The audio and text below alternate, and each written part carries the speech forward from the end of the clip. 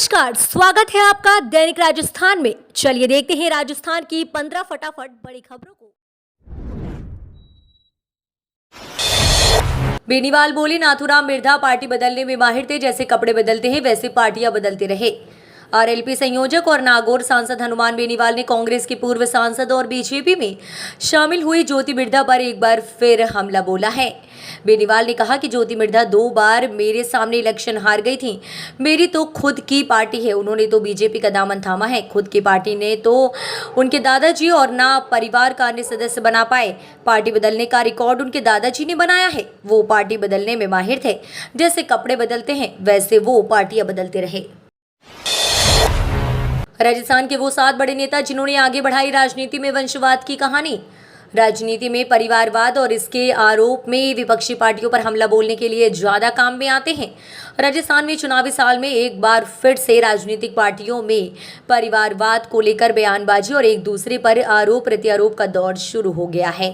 प्रदेश में चुनावी प्रचार के लिए राष्ट्रीय अध्यक्ष जेपी नड्डा से लेकर केंद्रीय गृह मंत्री अमित शाह तक कांग्रेस और दूसरी पार्टियों में नेताओं के परिवारवाद को लेकर सवाल उठाए हैं। लेकिन राजस्थान की राजनीति में परिवारवाद का बोलबाला बेहद कमजोर रहा है। प्रदेश की राजनीति में परिवार को राजनीति में जमाने के प्रति नेताओं का वैसा मोह नहीं रहा जैसा दूसरे राज्यों में मिलता है। जयपुर में एटीएस का एक्शन, पीएफआई समर्थक अरेस्ट। राजधानी जयपुर में एटीएस ने प्रतिबंधित संगठन पीएफआई के सदस्य सोहेल भिश्ती को अरेस्ट किया है। उस पर राष्ट्र विरोधी गतिविधियों के लिए लोगों को भड़काने व उकसाने का आरोप है। उसके पास में 2 मोबाइल फोन भी बरामद किए गए हैं जिन्हें वह राष्ट्र विरोधी गतिविधियों में इस्तेमाल करता था। फिलहाल एटीएस उससे पूछताछ कर रही है। उसके विदेशी लोगों के कॉन्टेक्ट में होने की बात सामने आई है। कांग्रेस की कैंपेन कमेटी ईआरसीपी को बनाएगी चुनावी मुद्दा। 13 जिलों में 83 सीटों को करेगी टारगेट। कांग्रेस पार्टी इस बार के चुनाव में ईआरसीपी यानी पूर्वी राजस्थान कैनल प्रोजेक्ट को सबसे बड़ा चुनावी मुद्दा बनाने की तैयारी कर चुकी है। पिछले दिनों पीसीसी की कैंपेन कमेटी की बैठक के बाद पीसीसी चीफ गोविंद सिंह डोटासरा ने इस बात का ऐलान किया तो उधर पार्टी के स्थानीय इकाई आरसीपी को लेकर निकाले जाने वाली रैलियों की तैयारी में जुटी हुई है। माना जा रहा है कि 23 सितंबर को राहुल गांधी का जयपुर दौरा होगा। इसके बाद 25 सितंबर से पूर्वी राजस्थान में कांग्रेस बड़े पैमाने पर आरसीपी को लेकर घर घर जाती दिखाई देगी। इसके जरिए पार्टी प्रदेश के 51% सीटों को टारगेट करेगी। इस मुद्दे पर बोले अन्ना हजारे, रामलीला मैदान के बाद दूसरा बड़ा आंदोलन पूर्वी राजस्थान की धरती पर होगा। देश के प्रसिद्ध सामाजिक कार्यकर्ता अन्ना हजारे ने कहा है कि पूर्वी राजस्थान के लिए एआरसीपी बहुत ही जरूरी है। इसे राष्ट्रीय परियोजना घोषित करने में सरकार को देर नहीं करनी चाहिए। अन्ना हजारे ने कहा कि सरकार ने एआरसीपी नहीं दी तो नई दिल्ली के रामलीला मैदान के बाद दूसरा बड़ा आंदोलन पूर्वी राजस्थान की धरती पर होगा। इसके लिए सरकार को तैयार हो जाना चाहिए। सनातन पर विवाद से कांग्रेस सदर के स्थानीय देवी देवताओं का लगाएगी जयकारा। सनातन धर्म को लेकर उदयनिधि स्टालिन के बयान के बाद से इस मुद्दे पर लगातार बयानबाजी और राजनीति जारी है।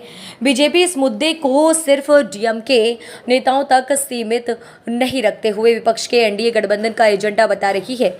ऐसे में चुनाव में जा रही कांग्रेस पार्टी राजस्थान में बड़े एहतियात के साथ कदम उठा रही है। इसी के चलते पार्टी ने अपनी चुनाव प्रचार सामग्री और अभियान में भी स्थानीय देवी देवताओं को जगह देना तय किया है। सीडब्ल्यूसी की बैठक भारत जोड़ो यात्रा 2 को लेकर पी चिदंबरम का बयान। हैदराबाद में हो रही कांग्रेस कार्य समिति की बैठक के पहले दिन मुख्य रूप से 3 प्रस्ताव पारित किए गए हैं। इस देश के हालात पर अलावा पार्टी नेता चर्चा कर रहे हैं। वहीं कांग्रेस सांसद पी चिदंबरम और पार्टी महासचिव जयराम रमेश ने प्रेस कॉन्फ्रेंस की। इस दौरान उन्होंने कहा कि सीडब्ल्यूसी में 3 प्रस्ताव पास हुए हैं। केरल के पूर्व मुख्यमंत्री ओमन चांडी के निधन पर शोक प्रस्ताव है, ये पहला प्रस्ताव बताया गया है। वहीं दूसरा मणिपुर पर शोक प्रस्ताव बताया गया है। इसके अलावा तीसरा हिमाचल प्रदेश की आपदा पर शोक प्रस्ताव बताया गया है। साथ ही ये मांग की गई है कि हिमाचल प्रदेश की आपदा को राष्ट्रीय आपदा घोषित कर प्रदेश को आर्थिक सहायता दी जाए। ईआरसीपी का मामला गरमाया। बीजेपी के कद्दावर नेता ने बिना नाम लिए सीएम गहलोत पर साधा निशाना। सूबे के मुख्यमंत्री अशोक गहलोत द्वारा गत दिनों ईआरसीपी के मुद्दे पर बयान के बाद राजस्थान की राजनीति गर्मा गई है। मुख्यमंत्री के बयान के बाद पूर्व जल संसाधन मंत्री डॉक्टर रामप्रताप ने गहलोत सरकार को निशाने पर लिया है। ईआरसीपी यानी कि पूर्व राजस्थान नहर परियोजना पूर्वी राजस्थान के 13 जिलों के लिए सिंचाई और पेयजल की योजना है, जिससे 2051 तक इन जिलों को पानी की पूर्ति होनी है। ईआरसीपी के धरातल पर उतरने से 2.2 लाख हेक्टेयर नई सिंचाई भूमि बनेगी। साथ ही इन जिलों में पहले से बने 26 बांधों में सिंचाई के लिए पर्याप्त पानी उपलब्ध हो सकेगा। मुख्यमंत्री अशोक गहलोत ने कहा था कि केंद्र की जिद है कि ईआरसीपी को राष्ट्रीय परियोजना घोषित नहीं करेंगे, लेकिन वे भी जिद पर अड़े हैं और ईआरसीपी को मुद्दा शुरू करके ही दम लेंगे। सीएम गहलोत का बड़ा फैसला। राजस्थान निवेश प्रोत्साहन नीति 2022 के तहत दी जाएगी विभिन्न छूट। सरकार ने स्वच्छ ऊर्जा परिवर्तन को ध्यान में रखते हुए अहम फैसला लिया है। प्रदेश में स्वच्छ ऊर्जा स्रोत की तलाश और निवेशकों के प्रोत्साहन के लिए राजस्थान ग्रीन हाइड्रोजन नीति 2023 लाई जा रही है। मुख्यमंत्री अशोक गहलोत ने नीति प्रारूप का अनुमोदन कर दिया है। ऊर्जा विभाग जल्द ही इसकी अधिसूचना जारी करेगा। सरकार के इस फैसले से प्रदेश में ग्रीन एनर्जी उत्पादन करने वाली कंपनियों को अलग अलग तरह की सब्सिडी मिलेगी। प्रदेश में रोजगार के अवसर भी बढ़ेंगे। राजस्थान में अक्षय ऊर्जा के सर्वाधिक स्रोत उपलब्ध हैं। ग्रीन हाइड्रोजन उत्पादन के लिए राजस्थान बहुत अनुकूल माना जा रहा है। गहलोत के बयान पर सिंधिया का पलटवार। बोले, कोटा हवाई अड्डे के सुस्त चाल के लिए सीएम खुद जिम्मेवार। केंद्रीय नागरिक उड्डयन मंत्री ज्योतिरादित्य सिंधिया ने अशोक गहलोत पर साधा निशाना। अपने ऑफिशियल ट्विटर हैंडल पर तीखी प्रतिक्रिया व्यक्त की। ज्योतिरादित्य सिंधिया ने कोटा हवाई अड्डे के कछुए जैसी चाल वाली विकास पर प्रक्रिया के लिए सीधे अशोक गहलोत सरकार को जिम्मेदार ठहराया है। सिंधिया ने कहा कि राजस्थान सरकार की जमीन सौंपने की धीमी गति के कारण कोटा में हवाई अड्डे के विकास में देरी हुई है और इसके जिम्मेवार गहलोत सरकार है। बीजेपी ने शॉर्टलिस्ट के संभावित प्रत्याशी सिफारिश नहीं, सर्वे होगा टिकट का आधार। राजस्थान विधानसभा चुनाव के रण को जीतने के लिए बीजेपी परिवर्तन यात्रा के जरिए माहौल तैयार करने में जुटी है। इसके अलावा कांग्रेस के खिलाफ लगातार रणनीति भी तैयार की जा रही है। चुनाव से पहले तक बीजेपी कई और मुद्दों के जरिए कांग्रेस सरकार को घेरेगी। इसके अलावा कई बड़े चेहरों को पार्टी में शामिल कर मैसेज देने की भी कोशिशें जारी हैं। तमाम रणनीतियों और दांवपेच के बावजूद टिकटों का सही वितरण पार्टी के लिए सबसे बड़ी चुनौती है। पार्टी का मानना है कि अगर टिकटों का वितरण गलत होता है तो सभी रणनीतियां धाराशाही होने में देर नहीं लगेगी। यही कारण है कि पार्टी इस बार सिफारिश के बजाय सर्वे के आधार पर टिकटों का वितरण करना चाहती है। आईआईटी में नौकरी पाने का बेहतरीन मौका। आईआईटी कैंपस में रहकर पढ़ाई करना या फिर नौकरी करना अधिकांश लोगों की इच्छा होती है। जिन युवाओं का यहां से पढ़ाई करने का सपना पूरा नहीं हो पाया है, वे अब यहां नौकरी करके अपने सपने को पूरा कर सकते हैं। भारतीय प्रौद्योगिकी संस्थान कानपुर में जूनियर तकनीशियन और अन्य पदों पर बहाली हो रही है। उम्मीदवार जो भी इन पदों के लिए योग्य हैं, वे आईआईटी कानपुर की आधिकारिक वेबसाइट iitk.ac.in के माध्यम से ऑनलाइन आवेदन कर सकते हैं। आईआईटी भर्ती प्रक्रिया के तहत इन पदों के लिए उम्मीदवार 16 अक्टूबर 2023 तक या उससे पहले अप्लाई कर सकते हैं। हार का ठीकरा गजेंद्र शेखावत पर डाल देना। राजेंद्र राठौर की जुबान फिसलने पर यूजर्स के तलक कमेंट।